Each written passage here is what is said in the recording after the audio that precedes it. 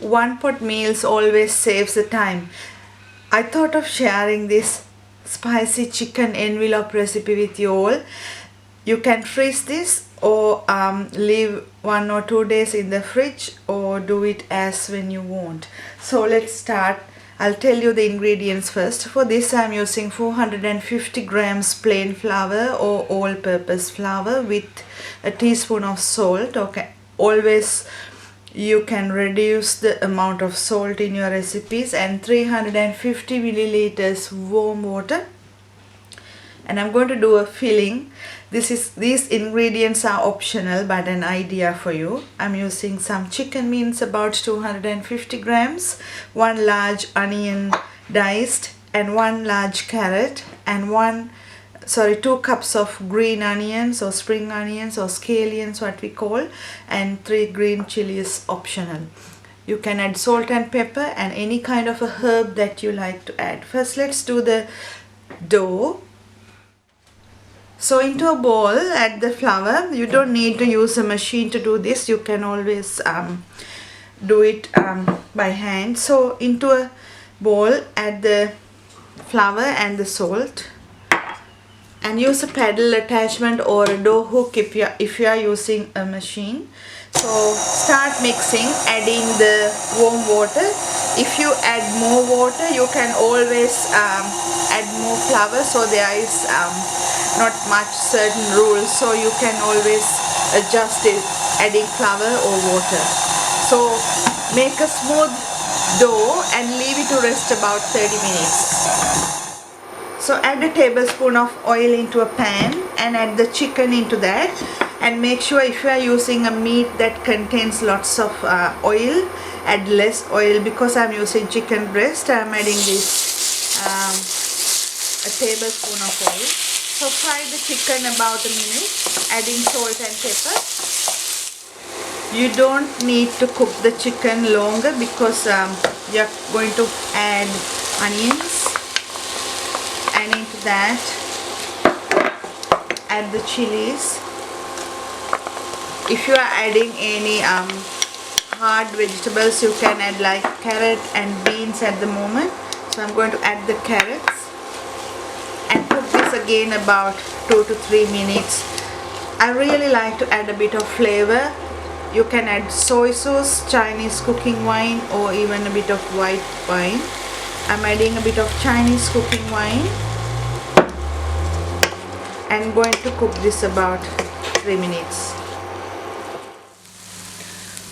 When that is ready, add the spring onions and cook that about 1 minute and finish it off. So the mix is ready. Now I'm going to add some flour onto the bench, and onto that going to add the prepared dough. So knead it about 1 minute, and after make a log out from that and cut that into equal size pieces.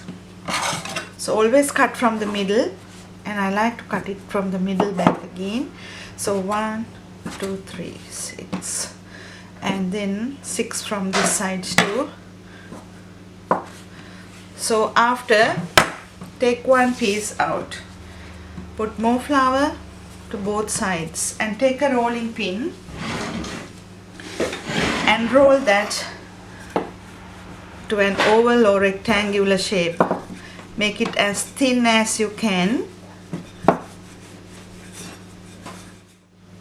I roll that to thin as much as I can because that's the way I really want to.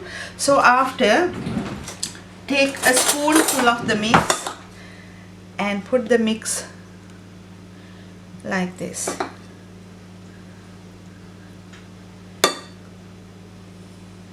And after, you can do envelope types in 2 ways. First one is like this. Just press the ends and roll it, pressing very well like this. And the making the dough thinner makes it easy to roll. Not only that, it gives that nice vegetable and chicken texture than the floury texture. So when you cook, it will cook evenly. If you make it very thick, what will happen when you cook it, it becomes a very floury and will not cook properly. So always you need to do this very thin. So the next one, add the filling onto the dough, and then you can close two sides nicely, and then press from this side without closing both ends. You just go from here and seal it well. Next, brush some oil onto a pan and leave it on the stove, and this saves time while you are making. After you make 2 or 3, you can just start cooking.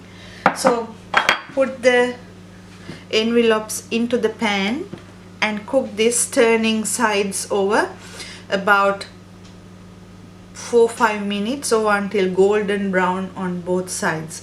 And if you want to freeze them, you can freeze after cooking. That will be really nice and will save your time too.